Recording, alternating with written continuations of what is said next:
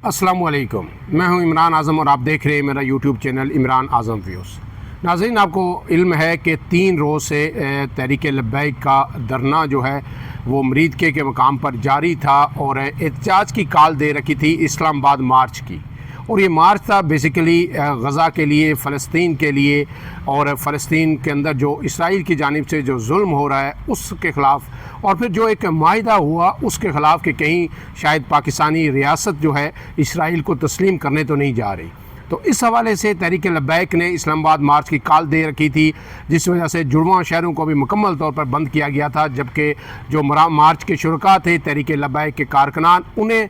पेशकदमी करते हुए मरीदके के मकाम पर रोक दिया गया था और वो वहीं पे जो है उन्होंने स्टेज लगा लिया था। मरीद के लाहौर से तकरीबन 50 किलोमीटर दूर जो है एक छोटा सा शहर है, ये ज़िला शेखुपुरा में आता है, लेकिन वहाँ पे मुज़ाकरात जारी थे तहरीक लब्बैक के साथ कि पुरअमन तौर पर ये अपना ये धरना एहतजाज ख़त्म कर दें। कल इस हवाले से काफ़ी जो है हौसला अफजा पेशरफ सामने आ रही थी कि ऐसा मुमकिन है कि शायद बातचीत से ये मसला हल हो जाए,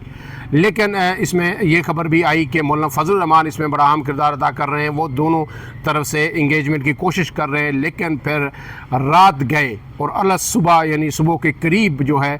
वहाँ पे एक बड़ा ऑपरेशन किया गया, जिसकी अब जो फुटेजेस सामने आ रही हैं वो बड़ी ही अफसोसनाक हैं, दिल दहला देने वाली हैं। और इसमें जो गैर जानिबदार जो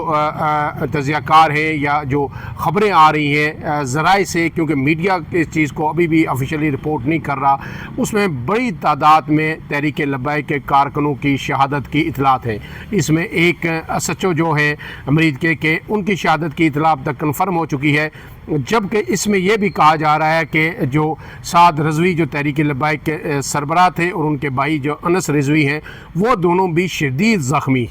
है। और कहा जा रहा है कि साद रिजवी को जो है 2 गोलियां लगी हैं और इसी तरह अनस रिजवी भी ज़ख्मी हैं। कुछ फुटेजेस ऐसी आ रही हैं जिसमें साद रिजवी को गिरते हुए भी देखा जा रहा है, जबकि जो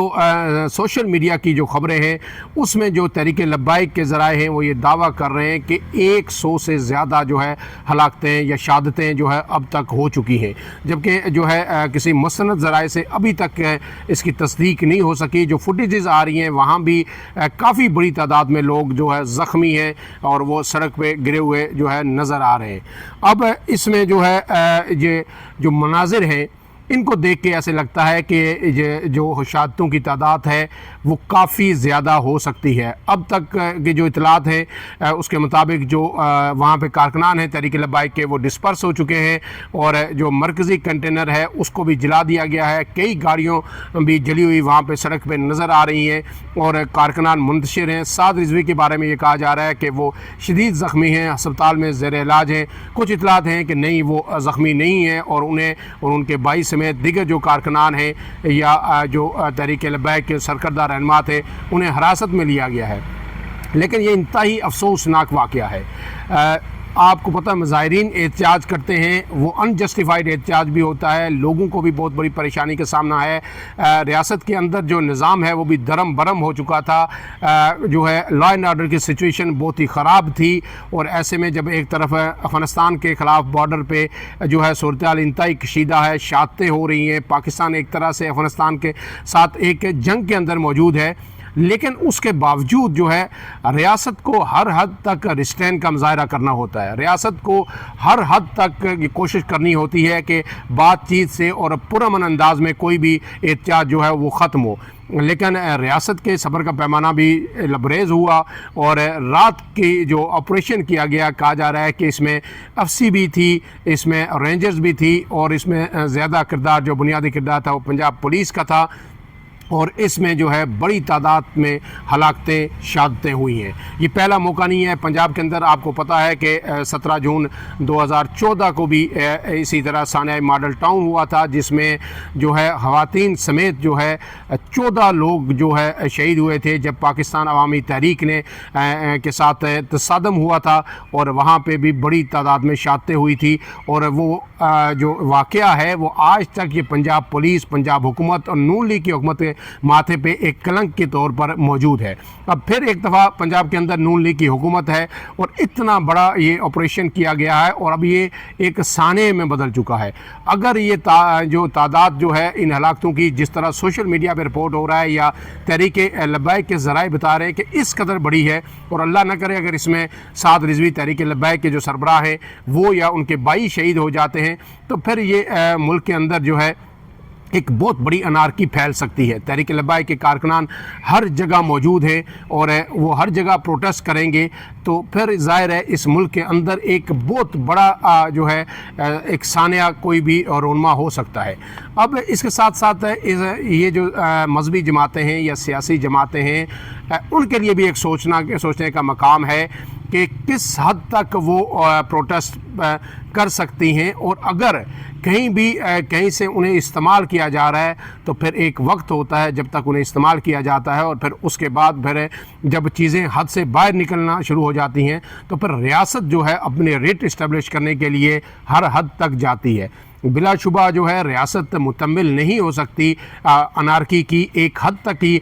जो है इजाज़त दी जा सकती है किसी भी एहतियाज की, लेकिन ये अफसोसनाक है कि रियासत अपने अवाम के ऊपर गोलियां बरसाए और इस हद तक आम शहरियों को शहीद किया जाए, और उसका जवाब सिर्फ ये हो कि जनाब अमन अमान की सूरत ख़राब हो रही है या कारोबार ज़िंदगी में खलल आ रहा है। बहुत ही एहसन होता कि अगर ये सारा जो चीज़ थी इसमें लचक का मुजाहरा किया जाता हुकूमत की जानिब से और जो तहरीक लब्बैक के कायदीन की जानिब से, और पुरअमन तौर पर जब एक प्रोटेस्ट रिकॉर्ड हो गया तो फिर उसके बाद ये धरना ख़त्म हो जाता। और फिर ऐसे वक्त में जब इसमें सवालात ये उठ रहे हैं कि जब एक अमन माहिदा गज़ा के अंदर 2 साल के बाद हो चुका है, फ़लस्तीन के अवाम उस पर खुश हैं, वो शादियाँ बजाते हुए खुशी से अपने घरों को वापस लौट रहे हैं, और वहाँ पर अब जो है चीज़ें जो अमन मान है वो नॉर्मलाइज हो रहा है। आज जो है एक उस मायदे पे जो है हतमी तौर पर जो है दस्तखत भी हो जाएंगे। वज़ीर आज़म पाकिस्तान भी एक मतलब फिर जो है रवाना हो चुके हैं पाकिस्तान से, और वो भी ज़ाहिर है पाकिस्तान एक स्टेक होल्डर है इस मायदे के अंदर सऊदी अरब, कतर, मिस्र समेत दूसरे मुस्लिम ममालिक के साथ। तो ऐसे में अब पाकिस्तान के अंदर जो मजहबी ताकतें हैं या सियासी जमातें हैं, उन सब को भी इस माहदे को खैर मकदम इसका करना चाहिए, क्योंकि इस माहदे के नतीजे में फ़लस्तीन के मुसलमानों की ज़िंदगी में बेहतरी आएगी। और अब तक आपको पता कि 1 लाख से ज़्यादा इशाअतें फ़लस्तीन के अंदर गज़ा के अंदर हो चुकी हैं, जिसमें 60 से 70 हज़ार जो है वो बच्चे हैं, औरतें हैं। तो अगर ये मसाइब उनके ख़त्म होते हैं और एक आज़ाद फ़लस्तीनी रियासत के क़याम की राह हमवार होती है तो हम सब को उसका खैर मकदम करना चाहिए। लेकिन अफसोसनाक सूरत हाल ये है कि तहरीक लब्बैक की जानिब से ये नहीं हुआ और एक बड़ा प्रोटेस्ट हुआ, जिसके नतीजे में अब तक की इतलात के जो हैं वो इंतहाई तशवीशनाक हैं, इंतहाई गमज़दा करने वाली हैं कि एक बड़ी तादाद में तहरीक इंसाफ के तहरीक लब्बैक के जो कारकुनान की जो हलाकत हुई है, उनकी शहादतें हुई हैं, और इसके साथ साथ सिक्योरिटी एहलकार भी शहीद हुए हैं। इस हवाले से अपडेट्स आएंगी, जो ही मज़ीद अपडेट्स आती है आपको अपडेट करते रहेंगे। इजाज़त दीजिए, अल्लाह हाफ़िज़।